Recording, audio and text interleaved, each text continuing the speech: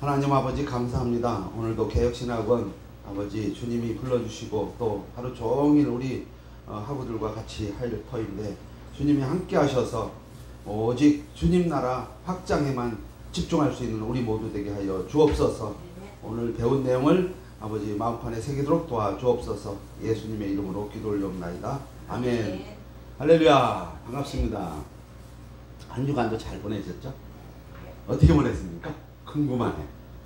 우리 잘. 그게 학생들의 멘트. 잘. 그러면 거기다 어떻게 해야 되냐면 어떻게 잘. 이렇게 들어가는 거예요. 어떻게 들어가요? 어떻게 잘을 보냈습니까? 우리 하 전도판. 평소랑 똑같이. 평소랑 똑같이. 네, 그렇구나. 우리 목사님 어떻게 잘? 저는 이제 바빴어요. 바빴어요. 네, 이번 주가 더 시간이 네. 그랬는데도 불구하고 네, 짜투리 시간과 기도 시간을 좀 줄여진 것 같아요. 내가 바쁘니까. 그리고 왜냐면은 설교 준비를 해야 되는 그 시간을 다른 게 이제 뺏기니까 이제 그럼에도 불구하고 마무리를 잘 한 게 감사해요. 다 하고 설교도 다 하고. 그렇죠. 마무리를 했다는 게. 저 같은 경우는 한 주간을 어떻게 보냈나 하고 생각하니까 책을 갖다가 쌓아놨으니까 판매를 해야 될 거 아니에요. 이 보기만 하면. 그래서 책 파는 연구와 함께 기도와 함께 하면서 많은 환경을 뛰어다니면서 책을 공급을 하고 이런 일을 했어요. 근데 감사하게도 우리 모임 한 군데가 있는데 7명이 모이는 모임체에서 무조건 10권씩 다 사. 막 이렇게 위에 분들이 하면서 이제 책이 또 팔리고. 그러면 어쨌든 지금 사교육 현장에도 제가 5군데 책을 일단 공급해 놓고 이번 주에 이제 두드리고 방문할 건데 그렇게 하고 또 기독교 관련 쪽에도 지금 계속 두드리고 있고. 멈추면 안 되는 것 같아요. 뭐든지 내가 지금 계속 움직이고 멈춰야 되는데 더 하나 좋았던 건 뭐냐면 제 아는 지인 목사님이 그 책을 어디에다 냈냐면 이북 있죠. 이북 인터넷 북으로. 이북. 예, 이북으로 책을 내는 분이 있는데 그 아침에 10시에 강의가 있다고 해서 일단 순종하고 갔어요. 얘기 들어보는데 너무 쇼킹했어요. 와, 세상에 나는 그래도 AI라는 걸 알아서 이 책을 그래도 정리하는 데 힘이 됐는데 그분이 대한민국 AI 1인자예요. 놀라울 정도의 그분이 AI를 쓰는 방법을 저한테 코치를 해주시는데 그걸 가지고서 이틀 만에 책 한 권이 나왔어요. 그분이 하라는 방법대로. 그동안 했던 경험치가 있기 때문에 속도가 빨랐어요. 제가 그래서 그분한테 그랬어요. 김 목사님은 100권의 책을 쓰는 걸 목표로 두십시오. 그러더라고요. 그래가지고 아멘을 했는데 제가 계속 그쪽에 기도가 생각이 계속 꽂힐 거 아니에요. 그런데 아이디어를 계속 주시는데 궁금하면 그분한테 전화하고. 그런데 놀랍게도 옛날에 책 정리할 때 그 경험이 있어서 그런지 딱 주제를 설정하니까 책 한 권 그냥 쏟아져. 아침까지 쓰고 나왔어요. 네. 그렇구나. 그래서 이제는 종이책보다는 진짜 인터넷으로 이렇게 내보내는, 인터넷 내보내면 전 세계가 동시에 본다는 거예요. 그래서 지금 그 작업을 해야 되겠다. 그래서 그 AI 전문가께서는 3시간이면 책 한 권 나온다. 그분 말에 의하면. 근데 나는 한 2, 3일 만에 한 권 나와도 괜찮다. 해봐라. 용기를 주셔가지고 제가 도전했는데 가능해졌어요. 그걸 알았어요. 어쨌든 그런 부분에서 앞으로는 아이디어 시대이기 때문에 생각을 펼치는 능력, 그거를 해야 된다. 그러면 여기에 지금 자료도 어떤 면에선 AI한테 제가 제 주문 방식으로 주문을 부탁을 하는 거죠. 그러면 이걸 최종적으로 정리하는 건 저지만 어쨌든 간에 기본 폼을 AI가 해줘요. 쉽게 얘기하면 요즘은요, AI 시대가 어떤 시대냐면 사자 들어간 건 거의 다 이제 직업이 없어져요. 무슨 얘기 이해가 되시죠? 오히려 훨씬 더 AI가 사자 들어간 직업에 대한 전문성을 가지고 있어요.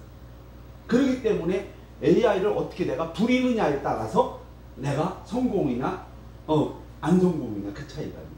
그래서 저는 그분의 말씀에 의하면 저보고 이미 책을 썼던 분이기 때문에 AI를 조금만 더 알면 강사로 활동할 수 있다. 이 말까지 해주시는데 용기가 생겼어요. 그래서 저는 기도 중에 생각난 건 무조건 글로 쓰고 그거를 실행에 옮기는 스타일이거든요. 근데 그것이 옮기는데 생각만 하는 게 아니라 그날 즉시 그 즉시 움직여야 이게 열매가 있는 거예요. 하나님은 열매를 원하시잖아요. 주님의 열매를 원하시는데 행함 없이 열매는 없는 거예요. 우리들은 만약에 기도만 하고 열매 있고 생각하는데 아니거든요. 그래서 저는 행함이라는 게 얼마나 중요한지를 늘 생각하고 살죠. 그런데 제가 모시고 있는 그 우리 81 된 목사님 김종수 목사님을 제가 모시고 있잖아요. 같이 있는데 이분의 스타일은 더 나보다 저보다 3배 더 빨라. 바로 생각한 건 그 즉시야. 그러면서 열매로 다 맺어지고 오직 주님께 기도로 모든 걸 여쭙고 그리고 아이디어가 나오면 그냥 실행에 옮기는. 근데 그게 뚜벅뚜벅 하면서 이만큼 만들어 열매가 맺어져요. 그거를 제가 요즘 많이 배웠어요. 그러면서 이게 복합적으로 하면서 앞으로 어떻게 사용될지 아주 기대가 됩니다. 괜찮죠? 그래서 요즘 저는 꽂힌 게 뭐냐면 코칭을 한다. 지도를 한다. 좋아요. 저는 코칭 목사니까 어쨌든 제가 가르치는 게 아니라 여러분들 안에 있는 걸 끄집어내는 것을 목표로 두고 있잖아요. 그래서 저는 성경을 읽다가 이 말씀은 프로그램 만들어야 되겠다 하면 바로 만들어요. 그럴 정도로 이제 제가 조금은 한계가 이렇게 돼서 좋아요. 보시고요. 같이 읽어가면서 공부하면 너무 좋을 것 같아요. 저는 유다의 이야기를 오늘 하고자 합니다. 유다 아시죠? 유다라는 사람은 누구예요? 유다 지파의 그쪽 사람이에요.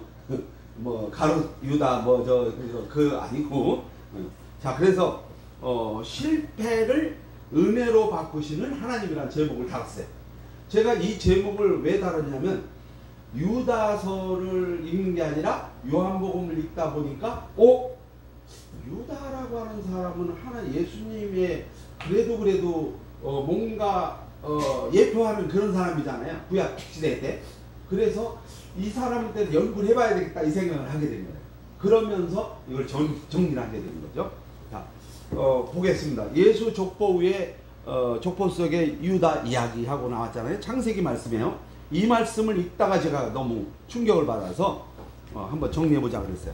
같이 한번 읽어볼게요. 시작. 감추고 싶은 흠과 은혜라는 내용으로 한번 그 밑에 한번 읽어볼게요. 같이요. 시작. 우리 인생에 남들에게 절대 말하고 싶지 않은 일들이 있겠죠? 예, 있습니다. 실패한 일, 부끄러운 기억, 지워버리고 싶은 흔적들을 말입니다. 그런데 저는 있잖아요. 제가 요즘 책을 쓰면서 느꼈던 건 뭐냐면 내 치부를 드러내는 것이 저는 좋다고 봤어요. 그렇기 때문에 목사라니까 하나 물어봅시다가 나온 거예요. 그 책은 목회자 입장에서 대리운전을 한다? 창피할 것 같으면 못 나오겠죠. 그런데 목회자라고 그걸 못할 이유 없고요. 어떤 일이든 할 수 있다고 봐요. 저는 직업을 몇 가지를 가졌냐면 15가지 정도의 직업을 가졌던 사람이에요. 그러니까 그 많은 직업을 가졌던 경험치로 보면 직업에는 귀천이 없다는 게 맞고요. 그래서 어느 환경에 가서든 그 일을 할 때 A마인드를 가진 사람은 그걸 드러낼 수가 있어요. 그러니까 그 능력을 발휘할 수가 있어요. 그런 경험을 저는 해봤기 때문에 여기 유다의 이야기를 보면서도 대단히 하나님은 이렇게 들어 쓰시는구나. 본인의 치부를 드러낼 때 감추면 안 돼. 그냥 드러내야 돼. 우리 본 밑에 시작. 성경은 참 놀라운 책입니다. 인간의 흠을 감추지 않고 그대로 드러내니 말입니다. 오늘 야곱의 넷째 아들 유다 이야기입니다. 유다는 다윗의 조상이 되고 결국 예수님의 족보에 기록됩니다. 그런데 그의 삶은 흠과 실패로 가득했습니다. 그럼에도 불구하고 하나님은 그를 쓰셨습니다. 아멘. 사실 우리가 이미 성경을 아니까 다 알잖아요, 이 내용은. 그런데 성경의 전체 내용을 보면 전부 다 이런 자들을 들어 쓰셨다는 거. 이것을 볼 때 너무 진짜 하나님은 놀라운 구속사에서 놀라운 일들을 이렇게 그런 분들을 치부를 그대로 드러내시는 하나님이시라는 걸 우리는 알 수 있잖아요. 거기에 이제 유다의 삶을 한번 보자는 거죠. 자, 유다의 삶은 유다의 삶 속에서 실패와 변화를 볼게요. 먼저 시작. 먼저 유다의 삶은 요셉 사건 속에서 형제들이 요셉을 죽이고자 할 때 유다가 말합니다. 아니 차라리 팔아버리자라고. 동생의 생명을 돈으로 계산하는 거죠. 그러니까 유다는 이때까지 돈으로 계산한 거 맞죠? 그런데 자기밖에 모르는 그런 사람이었잖아요. 또 창세기 38장에는 뭐라고요? 다말 사건이 나옵니다. 이건 너무 잘 알고 설교에도 많이 쓰던 얘기잖아요. 다말 사건이. 자, 시작. 며느리와 불미스러운 관계를 맺어 아들을 낳게 되는데 그 아들이 바로 베레스입니다. 사람 보기엔 부끄럽고 수치로운 일이지만 하나님은 바로 그 베레스를 메시아의 족보에 넣으셨습니다. 아멘. 아니 저는 제가 뭐라고 할까 궁금하니까 이거를 연구하고 왜 이렇게 족보에서 이렇게 이런 것을 아주 뭔가 심지어는 뭐 기생도 있고 뭐도 있고 뭐 아주 복잡한 일들 다윗은 어떠냐 막 이런 내용도 알잖아요.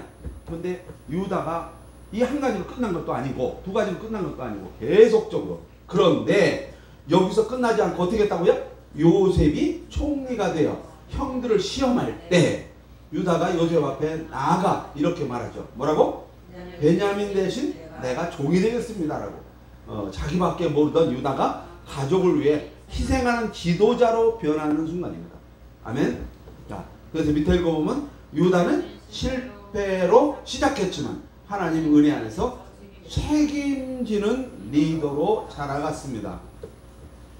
근데 여기서 이렇게 일반적으로는 그렇다는 거 알아요. 근데 어떤 이야기를 볼 때 우리 신학도들은 가능하면 신학적 의미를 찾아야 돼요. 그러면 성경에서 말하는 예수님의 의도는 뭘까라는 거예요. 이걸 왜 이 유다서를 이렇게 분위기를 만들어갈까? 자, 신학적으로 보겠습니다. 첫째, 은혜의 족보입니다. 마태 시작. 마태복음 1장에 나오는 족보에 완벽한 사람이 한 명도 없습니다. 오히려 기록되지 말아야 될 이름들이 가득합니다. 누구누구가 있나요? 유다, 다말, 라합, 밧세바. 왜 이렇게 이런 사람들이 오를까 하는 걸 우리는 생각해 봐야 됩니다. 전적인 하나님의 은혜. 여기에 동그라미 치세요. 전적인 하나님의 은혜임을 드러내기 위해서이다. 그러니까 이런 치부들을 밖으로 드러내는 이런 자들을 들어쓴 거는 하나님의 계획 속에 있었고 하나님의 은혜다는 거죠. 그들이 잘해서가 아니라. 아멘? 그런 얘기죠. 둘째는 뭐예요? 왕권의 약속입니다. 왕권의 약속. 야곱은 죽기 전에 시작. 야곱은 죽기 전에 유다를 축복하며 이렇게 말합니다. 이 성경 읽어보면 다 진짜 놀라운 이야기들이죠. 규가 유다를 떠나지 아니한다 라는 창세기 말 기록되어 있는 것 같이 이는 훗날 다윗 왕조에 이어지고 결국 뭐라고? 유다 지파에서 오신 예수 그리스도 안에 성취된다. 그러니까 그때 왜 자식들을 쭉 앉혀놓고 한마디씩 하잖아요. 너는 내 침상을 더럽혔으니까 넌 이렇게 되라 뭐라 이러잖아요. 그런데 유다를 갖다가 특별히 유다 지파로, 그죠? 너는 앞으로 이렇게 대를 이어서 이렇게 이스라엘을 예수의 족보에 반열에 올 거야. 뭐 이런 식 아니겠어요? 하나님 입장에서는. 그런 것을. 자, 세 번째는 복음의 보편성입니다. 족보의 시작. 족보의 이방 여인 하만이 여기 들어가 있습니다. 나중에는 라합, 룻, 밧세바도 나옵니다. 이는 복음이 특정 민족이나 혈통만이 아니라 모든 사람에게 열려 있음을 보여주는 표지입니다. 그러니까 여기서 이제 모든 혈통, 이 특정 민족이 아니라 하는 말은 뭐예요? 룻이라고 하는 여인이 있잖아요. 그렇죠? 룻은 어디에? 룻은 어디의 여인이에요? 이방 여인이었잖아요. 그가 모압 여인이었잖아요. 모압은 계통이 어디서 내려온 거 아시잖아요. 예. 그런데도 하나님은 그 들어 쓰신다는 거예요. 그걸 말하고자 하는 거죠. 자, 그 다음에요.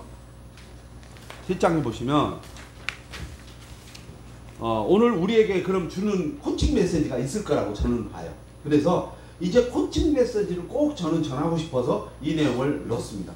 자, 시작. 이 말씀은 오늘 우리에게 뭘 말해 줄까요? 세 가지를 말하고 있습니다. 첫째, 실수는 끝이 아니다라고 하는 겁니다. 자, 계속요. 우리의 실패는 하나님의 손에 붙들리면 새로운 가능성이 됩니다. 아멘. 우리 하나님의 붙들리면, 저는 그 실패를 해봤을까요? 안 해봤을까요? 여기 앞에 있는 이 사람은 실패를 저는 실패라고 보지는 않습니다만은 너무너무 잘 나가다 어느 순간 바닥까지 내려가는 그런 경험을 했잖아요. 그런데 그때에 저는 포기하지 않고 계속적으로 앞으로 나가야 된다고 생각했습니다. 그런데 내가 하면서 하는데 10년 넘게 내가 하는 걸 깨닫지 못했습니다. 내가 하면 안 된다는 걸 깨닫는 시점이 어디냐? 10년 넘으니까 깨닫기 시작했다. 그게 언제일까요? 집에다가 10년 동안 월급 한 번 못 갖다 주고 10년 동안 내가 해보겠다고 뛰다가 끝내는 내가 하면 안 되는구나 깨닫는 순간 하나님께 그냥 아멘하고 말했죠. 알겠습니다. 제가 하라는 대로 하겠습니다. 그래서 신학교에 끌어다 놨고 저를 목회자로 세웠습니다. 이게 뭘까라는 생각을 해봐요. 그러니까 여기에 나온 내용, 저는 실패가 끝이 아니라는 걸 그때는 몰라요. 내가 하려고 하니까. 그런데 내가 하면은 실패입니다. 아멘. 주님이 하셔야 성공입니다. 네. 우리 목회자나 우리 신학도들은 무조건 오고 내가 하면 안 됩니다. 누가 한다고요? 주님이. 그래서 어제도 제가 우리 예배 시간에 성도들 교육을 했는데 사도신경과 주기도문을 이렇게 계속적으로 의미를 정확하게 이해시키고 그걸 외우도록 하는데 거기다 외워지더라고요. 보는데 중요한 거는 주기도문 그러잖아요. 주기도문 하면은 주기도문이 그냥 외워야 되는 건 줄 알아요. 그러지 않고 주기도문. 그렇죠. 주가 누군지를 구체적으로 알려야 돼요. 주가 누굴까요? 우리의 주인이잖아요. 예수님이잖아요. 그러니까 예수님의 기도문, 너희들 이렇게 기도하라 하는 걸 가르쳐 주신 그 기도문이다. 그래서 주 기도문 해야지 주 기도문 하면 안 된다. 이런 얘기를 했는 기억이 있는데 어쨌든 우리는 계속적으로 변화를 가져와야 됩니다. 하나님의 붙들리면 뭐라고? 새로운 가능성이다. 자, 예화를 하나 볼게요. 시작. 예, 발명가 에디슨. 시작. 발명가 에디슨. 그는 전구를 만들기 위해 수천 번이나 실패했습니다. 요거 책에도 많이 나와요. 예. 자, 그런데 기자가 왜 이렇게 실패했습니까? 묻자. 그는 이렇게 대답했습니다. 뭐라고요? 나는 실패한 게 아니라 안 되는 방법을 수천 가지 발견한 겁니다. 아멘. 아, 진짜 이렇게 말을 바꿀 수 있다는 게 대단한 거죠. 실패는 끝이 아니라 뭐라고요? 새로운 길을 여는 과정이랍니다. 라고 말입니다. 자, 책임지는 리더십. 유다가 시작. 유다는 자기밖에 모르던 사람이었는데 결국 동생을 위해 자신을 희생하려는 리더가 되었습니다. 우리도 가정과 교회, 직장에서 그런 리더가 되어야 합니다. 자, 두 번째로 마을에 큰 불이 났습니다. 그죠? 모두 도망쳤지만 한 청년은 뭐라고요? 어린 동생을 구하려고 불길 속으로 들어갑니다. 그는 화상을 입었지만 동생을 살려냈습니다. 자, 사람들은 그를 실패한 청년이라고 했을까요? 아니죠. 오히려 책임을 다한 진짜 리더라고 불렀습니다. 그렇습니다. 책임지는 사람은 하나님은 책임질 줄 아는 사람을 하나님은 귀하게 쓰시겠죠. 아멘. 그래서 우리는 그리스도를 바라봐야 됩니다. 자, 여기 내용 큰 소리 같이 읽어볼게요. 시작. 유다는 메시아를 예표합니다. 이거 이미 다 아는 내용입니다. 신학적으로는. 자, 예수님은 시작. 예수님은 유다의 사자로 오셔서 우리의 죄를 대신 지시고 십자가에 죽으셨습니다. 유다의 수치와 실패를 은혜의 족보로 바꾸신 하나님이 오늘 우리의 삶에 은혜로 새롭게 하십니다 하는 말씀 우리는 기억해야 됩니다. 유다가 아직까지 끝이 아닙니다. 유다서의 내용이, 유다 내용이 지금 계속 이어지는데 결론을 한번 보고서 다음 이어볼게요. 결론은 뭘까요? 은혜의 족발에 서 있는 나. 그러니까 결국은 어떤 내용을 배우더라도 나하고 귀결돼야 되죠. 나 자신과. 네, 그 내용입니다. 그렇다면 나는 어떤 실패 때문에 아직도 스스로를 묶어두고 있지는 않습니까? 아마 우리 주변에 그런 사람도 있겠지만 나 자신을 돌이켜봐요. 내가 어디에 묶여있지는 않을까요? 제가 최근에 어느 날 묶일 뻔한 적 있어요.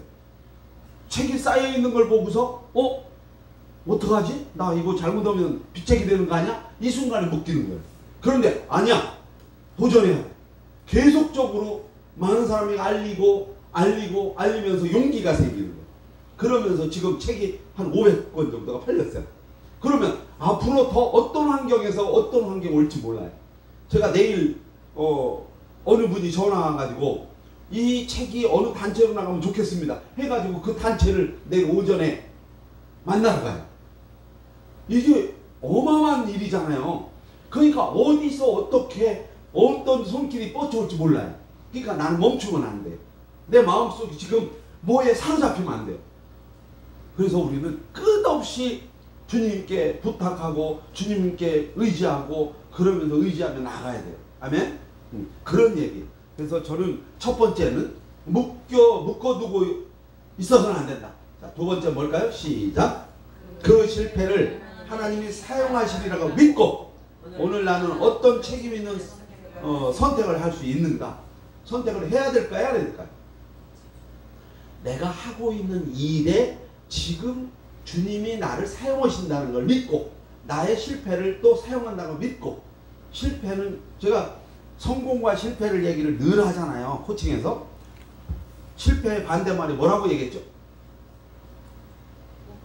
그렇죠. 이제 기억이 이제 날 거예요. 이 이유를 설명해 줘야 돼요. 우리 학생들에게 설명한다면 왜 실패의 반대말이 성공의 반대말이 실패가 아닐까라고 던졌을 때 뭐라고 해야 돼요? 성공하는 분들은 실패를 수없이 거듭했다. 실패를 디딤돌 삼아서 어떻게 했다고요? 성공으로 갔다. 맞죠? 그러니까 실패는 성공의 어머니. 이런 얘기했듯이 오늘 얘기했잖아요. 실패를 쓰시는 하나님. 그러니까 실패는 좋은 것이다. 에디슨도 천여 번의 실패가 뭐라고요? 실패하는 것을 자기는 경험으로 만들어낸 거잖아요. 그래서 우리는 실패 속에서 계속 새롭게 거듭나고 그리고 주님이 쓰실 줄 믿고 나가는 것을 생각해야 됩니다. 자, 세 번째요. 시작. 예수님이 내 삶의 왕, 유다 사자이심을 어떻게 인정할 것인가? 자, 그러면 주님과 어떻게 해야 될까요? 끊임없는 교통, 대화, 그렇죠? 그것은 뭐예요? 기도와 말씀. 근데 말씀이 빠진 기도는 위험한 건 아시죠? 저는 경험을 해본 경험은 말씀을 읽고 기도라면 기도가 막 깊이가 있어요.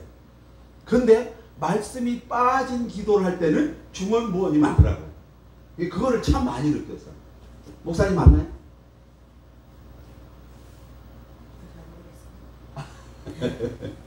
제가 양평 아시죠? 수양관 안 가보셨나요?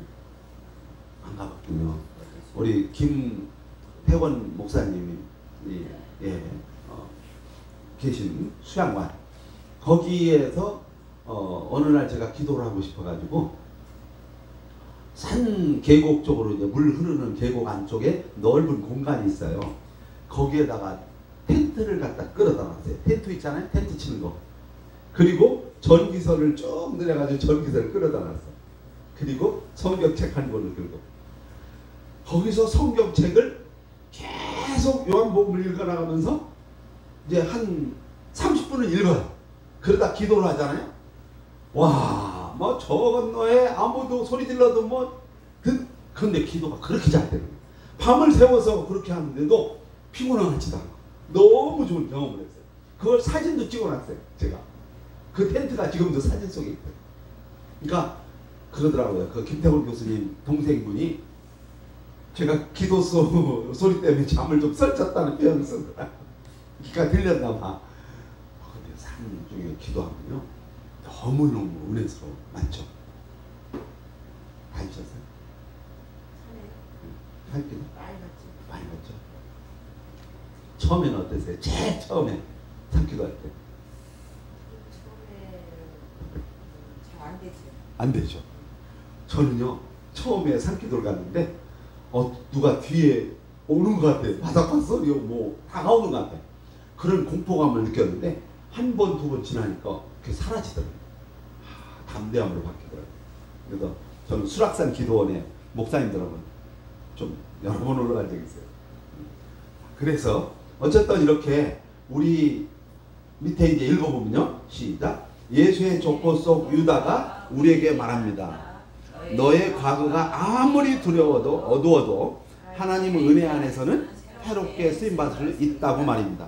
우리는 지금 어디에 서 있습니까? 여전히 과거의 실패 속에 묶여 있습니까? 아니면 은혜를 붙잡고 새로운 길로 나가고 있습니까? 예수 안에서 우리의 실패는 끝이 아닙니다. 은혜의 증거가 됩니다. 우리의 인생도 하나님의 족보 안에 다시 새롭게 기록되기를 주님의 이름으로 축복합니다. 아멘. 뒤에 보면요, 저는 이 어록을 꼭 만들고 싶더라고요. 왜 그러냐면 그 앞에까지 그렇게 끝나면 뭐한데 한 번 또 정리하면은 유다에 대해서 정확히 이해를 할 수가 있어요. 자, 여기는 쭉 읽어 넘어가면은 그래도 이해가 빠를 거예요. 창세기에 나타난 유다. 시작. 우리가 우리 아우를 죽이고 그 피를 숨길 이익이 무엇이랴. 요 얘기는 아까 얘기했던 그 내용이죠. 그 요셉을 팔려고 할 때 첫 번째 유다의 말입니다.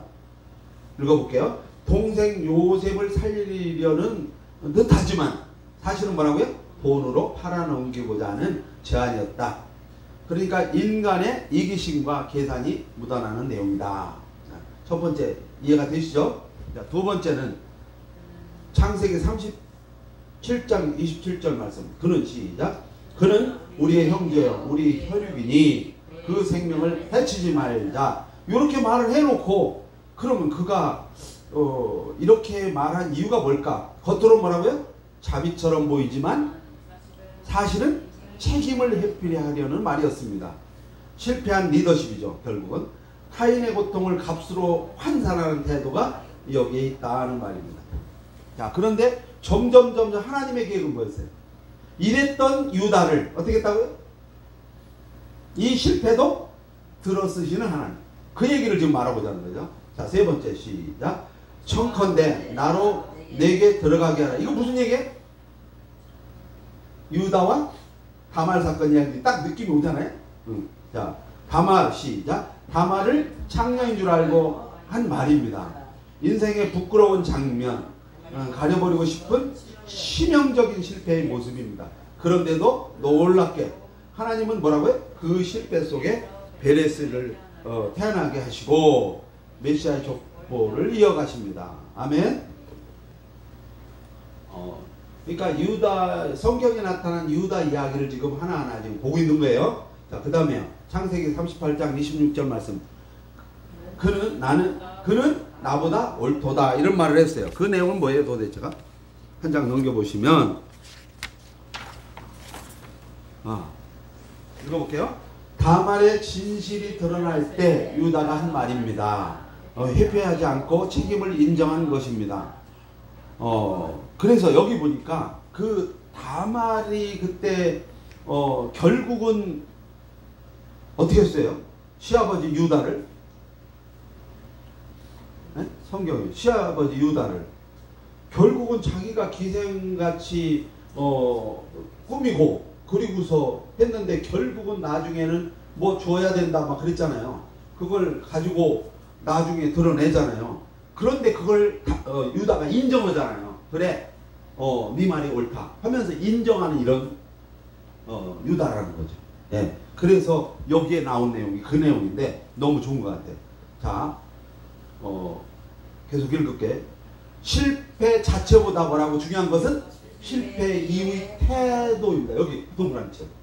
우리는 실패한 것 자체도 중요하겠지만 실패 이후의 태도가 더 중요하다. 인정이 은혜의 출발입니다. 아멘. 그 리더십의 핵심은요, 자기 실수를 인정하는 거. 그래서 자기 잘못을 인정하는 거. 그것을 하는 것이 바로 성공의 지름길이거든요. 마찬가지로 부모가 뭐예요? 아이에게 실수를 인정하는 거. 엄마의 잘못을 인정하는 거. 이럴 때 자녀는 올바로 서는 거거든요. 근데 그거를 변명으로 일색하면 아이들은 그걸 배웁니다. 저는 아이들 코치하면서 항상 느끼는 건데 부모들이 잘못했지 아이가 잘못한 적은 한 번도 없습니다. 왜요? 왜 그럴까요? 부모 잘못이라고요. 아이들은 잘못이 없다니까요. 어른들에게 학습을 하거든요. 아이들은. 그래서 그래요. 이 학습을 하기 때문에 부모 모습을 보고 자라잖아요. 뒷모습을 보고. 그래서 저는 이런 이야기를 했죠. 너희들이 바뀌어야 부모가 바뀌는. 역설적으로 이해가 되죠. 아이들이 바뀌어야 부모가 바뀌는 거 일리가 있나요? 아이들이 어떤 공부를 해서 프로그램을 해서 바뀌잖아요. 가정에 가면 뭐래? 너 어떻게 그런 걸?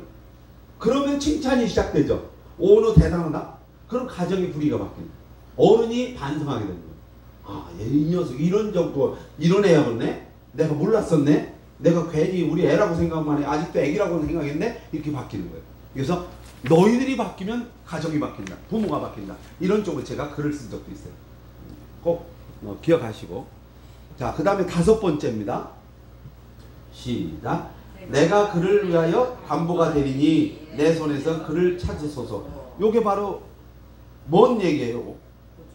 여기 밑에 읽어볼게요. 시작. 기근 중에 막내 베냐민을 애굽에 데려가려 할 때 유다는 아버지 앞에서 재산을 담보가 되겠다고 말합니다. 그러니까 유다가 이렇게 자기를 희생하는 어떤 그런 마음을 가졌다는 거잖아요. 이전에 이기적인 유다가 책임지는 사람으로 변하고 있습니다. 이게 유다를 너무 미워하는 건 아니지만 하나님께서 들어쓰신다. 뭐도? 실패도. 이것이 핵심인 거죠. 자, 그 다음에 5번, 6번. 요거는 창세기 말씀이네요. 청하옵나니 종으로 나를 남기시고 그 아이를 형제들과 함께 돌려보내소서. 저는 창세기의 요셉 그 부분이 제일 양이 많잖아요. 그죠? 요셉이 어떤 사람이에요? 기억하는? 총리라는 건 알잖아요. 그러면 요셉의 아버지 누구예요? 야곱이 몇 명 아들이? 12아들. 그렇죠? 그 중에서 그러면 11번째 요셉인데 여기서 뭐예요? 요셉과 누구한테 태어났어요? 베냐민하고 둘을 누구한테? 라헬. 레아가 아니라 라헬이죠. 근데 하나님은 레아에서 이렇게 낳은 자녀를 족보로 이렇게 삼더라. 그죠? 그런 걸 보면 어쨌든 성경은. 근데 이 내용을 왜 하냐면 요셉이라고 하는 것을 왜 비중을 많이 다룰까라고 제가 많이 생각해 본 적이 있어요. 왜 많이 다뤘을 것 같아요? 12지파가 그 안에 들어있잖아요. 그러니까 요셉 족보를 내려가야 될 거 아니야. 그래서 양이 너무 많아요. 그러니까 요셉을 이미 애굽 총리로 이미 계획하셨고, 그리고 야곱의 그 가족들 몇 명이야? 70명. 70여 명을 어디로 데려가요? 예? 애굽 어디요? 고센 땅으로. 고센 땅에 가서 몇 년에 있다가 나와요? 400하고도 30년을 거기 있다가 무려 나온 인구가 몇 명이라고? 출애굽한 인구가? 여기에 장정으로만 60만 명이니까 학자들이 이렇게 조사해보면 한 250만 명. 인천 시내 인구만큼이 동시에 광야로 나온다. 이렇게 추정하고 있잖아요. 그러니까 당연히 거기에 12지파 얘기가 나오고 하다 보니까 많을 수밖에 없더라고요. 예, 그리고 그 창세기를 마무리하는 거 보면 참 너무너무. 그래서 저는 창세기를 1장부터 50장까지 한 번에 5시간 푹 읽어 다 읽는 그런 몇 번 해봤어요. 너무 좋아요. 그냥 부분이 아니라 전체를 다 읽으면 흐름이 전체 파악이 되잖아요. 그런 것을 저는 기억을 해서 이런 내용이 보면 그 생각이 나네요. 자, 요셉 앞에 시작. 요셉 앞에서 한 말입니다. 이제는 동생을 위해 자신의 자유를 포기하겠다고 나섭니다. 누가요? 유다가. 실패가 은혜 안에서 희생하는 리더로 성장하는 결과적 고백입니다. 7번째 시작. 유다야 너는 내 형제의 찬송이 될지라. 이거 누가 한 말이에요? 야곱. 아버지가 한 말이죠. 유언. 자, 시작. 아버지 야곱이 임종을 앞두고 유다를 축복한 말입니다. 실패자가 이제는 형제의 칭찬, 영광의 자리에 서게 된 것이다. 한 장 넘겨보면요. 자, 8번째. 이제 창세기 49장으로 넘어갑니다. 규가 유다를 떠나지 아니하며 통치자 지팡이 그 발 사이에서 떠나지 아니하기를. 이 얘기 누가 한 얘기예요? 이것도 마찬가지로 야곱이 왜 나와? 예? 아버지가 유다한테 그렇죠. 그 유언한 얘기네요, 맞네요.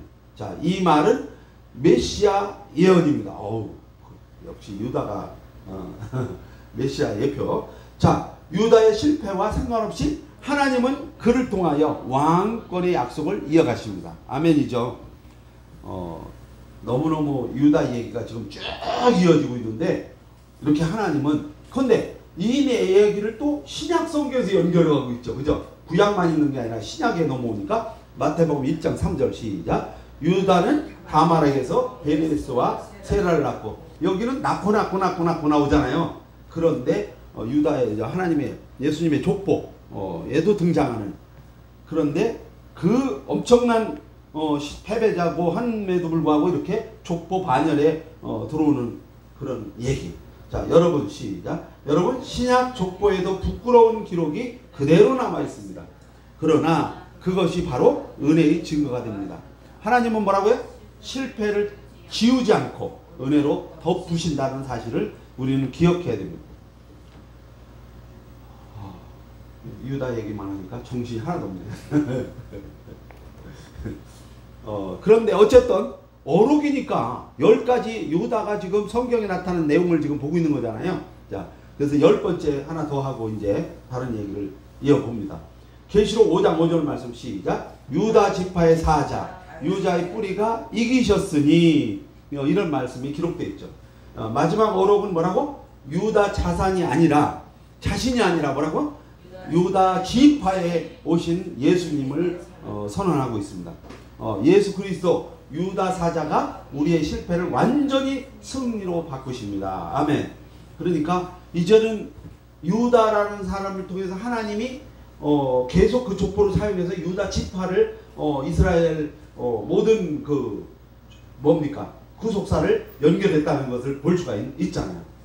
그래서 저는 유다라고 하는 그 성경 읽다가 유다라는 사람이 어떤 사람일까 궁금도 했고 그러면 하나님이 어떻게 사용하실까도 궁금했고 그래서 그 내용을 정리해 본 겁니다. 자, 그 다음에 이 10가지 시작. 이 10가지 어록이 우리에게 전하는 메시지를 3가지로 정리해 보면 첫 번째 뭐라고? 실패는 끝이 아니다. 맞죠? 유다는 수치로 가득했지만 하나님은 그것을 은혜의 족보로 바꾸셨습니다. 두 번째는요. 책임지는 리더십이 은혜의 열쇠입니다. 요 내용만 봐도 유다에 대해서 생각이 좀 나죠. 아까 앞에 했던 거. 유다는 자기밖에 모르던 사람이었지만 나중에 뭐라고? 동생을 위해 자신을 내어주었습니다. 세 번째는 뭐라고요? 그리스도를 바라보라. 유다를 통해서 누구 보라고? 그리스도를 바라보라. 우리의 실패를 승리로 바꾸시는 분은 오직 유다의 사자 예수 그리스도이십니다. 오늘 유다가 우리에게 이렇게 말합니다. 너의 과거가 아무리 어두워도 하나님의 은혜 안에서는 새롭게 쓰임받을 수 있다라고 말입니다. 아멘입니까? 아멘입니다. 오늘 유다에 대해서 쭉 했는데 결국은 핵심은 뭐예요? 제목에 다 들어있잖아요. 제목이 뭐예요? 실패를 은혜로 바꾸시는 하나님에 대해서. 그래서 유다의 이 이야기를 가지고 얘기를 했는데, 저는 진짜 하나님 은혜라고 하는 부분을 요즘은 느끼고 살아요. 하나님 은혜, 과연 하나님 은혜가 무엇일까라고 한 적도 있을 거 아니에요, 그렇죠? 아무리 우리가 믿어도 하나님이 과연 나한테 어떻게, 이게요, 바닥까지 내려가 보는 그 경험치에서 지금까지 왔잖아요. 지금까지 쓰고 계시고 앞으로도 어떻게 쓰실지 모르잖아요. 궁금하잖아요. 근데 그 경험치가 저는 사실은 하나님이 저를 어떻게 쓰실까 하고 지금 연구를 해보면 제 주변에는 어려움 겪고 있는 분들이 참 많습니다. 저만큼 어려운 사람들이 많습니다. 그분들에게 상담도 해주고 그분들에게 저의 과거의 경험을 들려줍니다. 제 주변에는 지금 현재 부도가 나서 부도 나기 직전인 사람이 있고요. 그 다음에 가정이 완전히 그냥 해체될 뻔에다가 하나님 불떡으로 견디고 있는 분이 있고요. 또 한 사람은 산업 현장에서 계속 일을 하는데 일이 꼬여가는 사람을 지금 제가 케어하고 있고요. 그런데 그들을 보면 하나님을 모르는 사람이 아니라 다 알고 있는 사람들이에요. 그러니까 제가 조언을 어떻게 할까요? 하나님을 믿는 자들이니까 조언을 어떻게 할까요? 하나님을 더 의지해라고 말하겠죠. 제 경험으로 보면 내가 하려고 하면 안 된다. 오직 주님만 의지해라고 하는데 그들은 이해할까요? 잘 못하죠. 그래서 쉽게 방법을 알려주고 제 경험치를 알려주고 하면은 그들이 우연이 된다는 말을 해요. 그런데 더 놀라운 이야기일까? 지금 사업에 거의 실패 직전에 있는 분 파산 면책까지 제가 상담하고 있어요. 왜요? 제가 파산 면책 해봤잖아요. 아침밥 먹는데 집달관이 빨간 딱지 들고 들어와서 냉장고에 세탁기에 막 붙이고 있는 걸 경험을 했잖아요. 여러분 그런 경험 해보셨나요? 안 해보셨죠? 해본 사람은 지나보면 압니다. 그런데 지금은 담대합니다. 그건 아무것도 아닙니다. 하나님이 이미 그때 경험을 저를 훈련시킨 과정이었다는 걸 깨닫습니다. 그래서 제 주변에는 그렇게 어려운 사람들이 있으면 그들에게 조언할 수 있는 그런 제 경험치가 있다는 사실을 너무 감사하게 생각합니다. 천안에 있는 그 집사님 아시죠? 그 집사님하고 지금도 통화하면서 계약하고 있습니다. 그래서 제가 파산 면책까지 얘기하다가 지금 이제 신용 회복으로 해결됐습니다. 그래서 몇 년 동안을 나눠서 내고 있는데 가정에 오히려 그 상황 통해서 가정이 화합이 됐습니다. 하나님께 더 올인하는 상황이 됐고요. 그 부군 사장은 어떻게까지 하느냐 하면 지금 저녁에 직장 다니면서 저녁에 택배까지 하면서 완전히 이중으로 돈을 벌어가면서 그 어려움을 극복해 나가고 있습니다. 그런데 오히려 신앙 안에는 더 돈독한 상황으로 바뀌었습니다. 그런 가정이 있고요. 또 저쪽에 있는 성남에 있는 가정은 지금 완전히 파산 직전까지 가 있는데 그런데도 오직 하나님만 붙들고 나가는데 놀라운 기적들이 점점 일어나는 걸 경험하고 매일 전화를 하고 있습니다. 용기의 메시지 그리고 힘주는 하나님 말씀 이런 걸 가지고 서로 탕담하고 있습니다. 그래서 실패 그분도 역시 하나님이 들었을지려고 훈련하는 과정이다. 그래서 모두 다가 각자가 있는 자리에서 분명히 훈련하는 것은 다릅니다. 하나님이 훈련시키는 건 각자의 모습대로 훈련시키는 거지 여기 앞에 있는 사람 같이 훈련시키지는 않습니다. 그래서 그 과정을 잘 겪고 우리 신학도들은 성도님들한테 진짜 어떻게 해야 되는지를 잘 아실 거니까 오늘 유다 메시지를 가지고 이제 마지막 3분 안에 끝내도록 하는데 두 분 가위바위보를 한번 하셔야 되겠습니다. 가위바위보 먼저 나오십니다. 이기셨으니까 오늘 요 말씀을 통해서 나의 생각을 간단하게 메시지로 전하시고 이경님 목사입니다. 이제 유다의 실패를 이렇게 보면서 저도 한 40년을 신앙생활 하면서 실패가 이렇게 있잖아요. 그렇죠. 실패라고 얘기하는 거. 저는 한 번도 실패라고 생각해 본 적이 없습니다. 그래서 이제 정말 힘든 일이 많이 있었는데 그 과정을 주님의 의지니까 지금 주님 의지였는데 주님 의지하니까 그것이 예를 들어서 고통이 100이라면 그게 1밖에 안 되는 거. 현상만 있는 거지. 네. 그렇게 있다 보니까 이 주님과의 관계가 점점 이렇게 깊어지는 것 같다. 왜냐면 그런 과정을 통해서 하나님이 이 일을 통해서 이런 거 숨겨놓으셨네. 이 일을 통해서 이거 숨겨놓으셨네. 근데 그런 노하우가 이렇게 많이 생기잖아요. 근데 그런 것들이 제가 설교하면서 이게 다 녹아져 내리는 것 같다는 생각이. 왜냐면 제가 해봤으니까 당당하게 얘기하는 거예요. 내가 이렇게 했고 이렇게 했을 이렇게 했고 그리고 또 이제 실패라는 건 제가 얘기를 많이 해놨는데 맨날 하는 게 뭐냐면은 수영아 뭐라고 하냐 내가 교회 올 때 어떻게 오라고? 얼굴에 철판을 갖고 오라고 합니다. 제가 그냥 힘들고 어렵고 이런 일이 있기 때문에 다른 사람이 나를 어떻게 볼까를 생각하는 사람이 있어요. 그래서 이제 그 중에 예를 들어 50명이 한 명이라도 저는 그 한 명을 위해서 그 말을 항상 합니다. 얼굴에 철판 갖고 와라. 넘어지는 건 죄가 아니다. 일어나지 않는 게 죄다. 이러면서 똑같은 말을 이제 우리 목사님 저랑 계속 이렇게 반복을 하거든요. 그래서 주님이 좋습니다. 어쨌든 결론적으로. 네. 얼굴에 나타납니다. 네, 그렇게 해서 지금까지 왔고 제가 제 인생 중에 제일 충격적인 게 우리 목사님이 천국 가는 건데 그것도 저는 그냥 옛날에 그렇게 지나갔던 그 경험이 있어서 쉽게 지나간 것 같다는 생각이 들면서 지금은 그것조차도 정말 하나님의 은혜라는 생각을 이제 하고 제가 이렇게 이 나이에 목회자로 하나님이 또 쓰시는 것도 하나님의 계획 가운데 있기 때문에 감사함으로 뭐 그냥 잘 하려고 하고 있습니다. 우리 수영이도 도와주고 그렇습니다. 여기까지. 감사합니다. 다음은 누가 나왔으면 좋겠습니다. 감사합니다. 나는 목사님 나오라고 그럴 필요는 없고. 그 얘기하니까 뭐 얼굴이 빨개졌습니다. 자 오늘 유다 얘기. 네.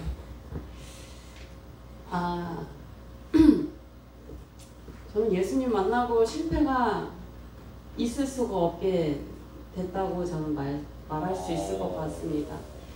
제가 이제 믿음이라는 것이 무엇일까 이렇게 이제 신앙생활하면서 많이 고민을 하잖아요, 각자마다. 근데 저는 그렇게 생각을 했거든요. 하나님은 살아계시고 하나님은 날 사랑하시기 때문에 하나님은 나를 항상 선한 길로 인도하신다. 선한 길로 인도하신다. 네, 그것에 대한 확신이 있기 때문에 지금 내가 다른 사람 봤을 때 실패처럼 보이지만 이것이 하나님의 선한 길을 건너가는 과정이라고 생각을 하면 이건 나한테 실패가 아니라 너무 감사한 것이 되버리는 게 있잖아요. 근데 그것을 내가 이제 모르겠어요. 이유는 모르겠지만 하나님은 날 좋게 하시는 분이라는 확신이 나한테 있고 믿음이 있기 때문에 이것은 하나님이 좋게 하시는 과정이다 라고 했을 때 감사를 일단 선포를 하잖아요. 그러면 진짜 하나님께서 그것을 도구로 사용하셔서 좋게 하시는 그 경험들을 확실히 이게 믿음의 선포를 통해서 많은 경험을 하다 보니까 그것이 더 나한테 더 이 믿음이 더 견고해졌고 그 믿음을 이제 다른 이에게 하나님은 살아계시다. 하나님이 널 사랑하신다. 하나님이 널 사랑하시기 때문에 반드시 좋게 하신다. 근데 이 과정은 하나님이 좋게 하시는 과정이라는 걸 믿자. 우리가 그렇게 얘기를 할 수 있었던 것 같아요. 그래서 그 전에는 다 실패였고 그 전에는 포기였고 사실 실패까지 가지도 못하는 게 제가 좀 실패할 것 같고 이러면 그냥 포기해버리고 이런 사람이었으나 예수님 믿고 나서 예수님 믿는 것 자체가 이게 저한테는 정말 완전한 성공이구나 라는 생각을 했었던 것 같습니다. 오, 박수 한번. 그러니까 믿기 전에 실패요? 네, 믿은 후에는 성공이다. 성공이다. 그렇습니다. 마무리 기도. 네. 살아계신 하나님 참 감사합니다. 우리를 사랑하사 선한 길로 인도하시는 하나님을 신뢰하며 나아갑니다. 우리의 실패는 더 이상 실패가 아니라 성공으로 나아가게 하는 아버지 도구가 되었음을 믿습니다. 아멘. 주님을 신뢰하기에 우리는 날마다 성공합니다. 주님께 영광 올려드리는 귀한 삶으로 우리를 인도하여 주시옵소서. 아멘. 예수님의 이름으로 기도했습니다. 아멘. 하나님께